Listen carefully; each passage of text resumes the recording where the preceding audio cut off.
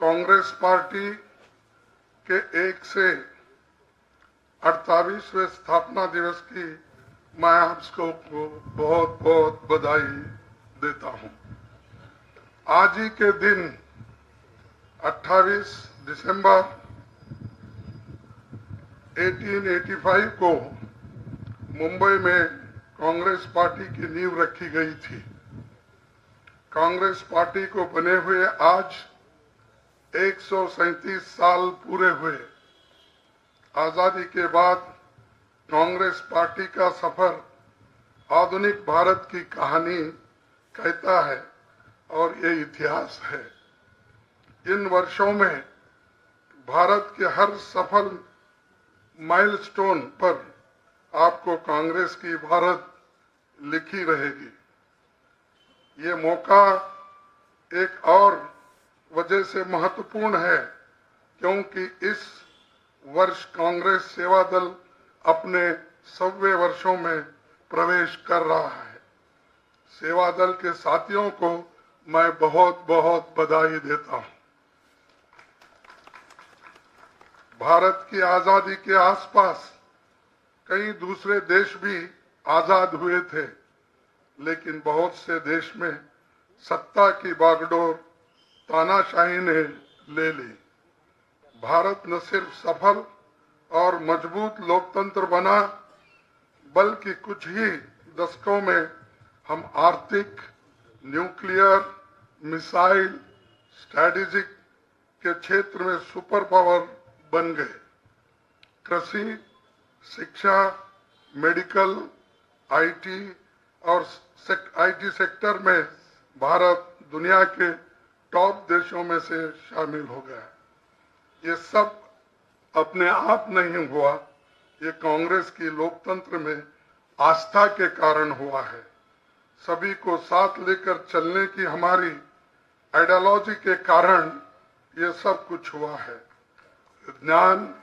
विज्ञान में हमारा विश्वास को चलते हुआ उस संविधान में पूरी आस्था की वजह से जो सबको बराबरी का अधिकार और बराबरी के मौके देने की गारंटी हमारी संविधान देती है। आज भारत आगे बढ़ा क्योंकि कांग्रेस ने गरीब, वंचित, दलित समुदायों की हजारों सालों की जंजीरें काटने का साहस दिखाया। आजादी को हर नागरिक तक पहुंचाने का दृढ़ संकल्प लिया और उस दिशा में आगे बढ़ने की ईमानदारी के साथ कोशिश की।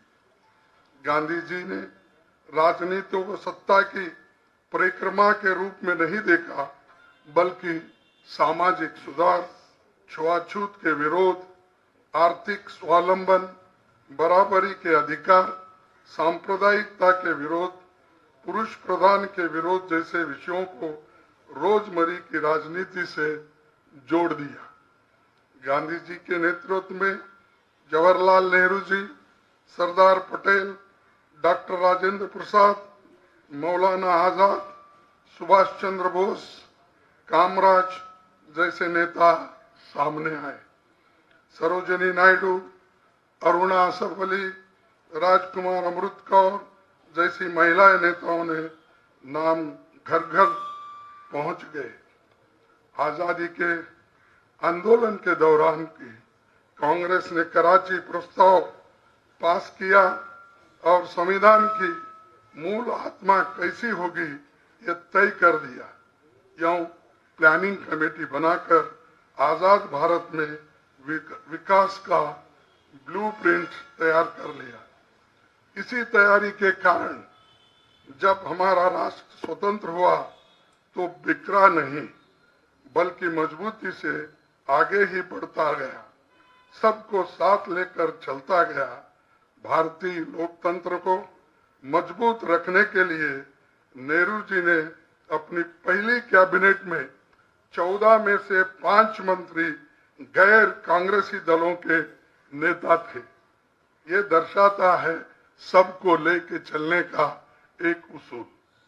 भारत की सीमाओं की रक्षा, भारत के सामाजिक ताने बाने की रक्षा, सभी नागरिकों के अधिकारों की रक्षा, जनता के लिए शिक्षा, रोजगार और रक्षा और देश में वैज्ञानिक सोच की रक्षा, यही कांग्रेस का संकल्प है।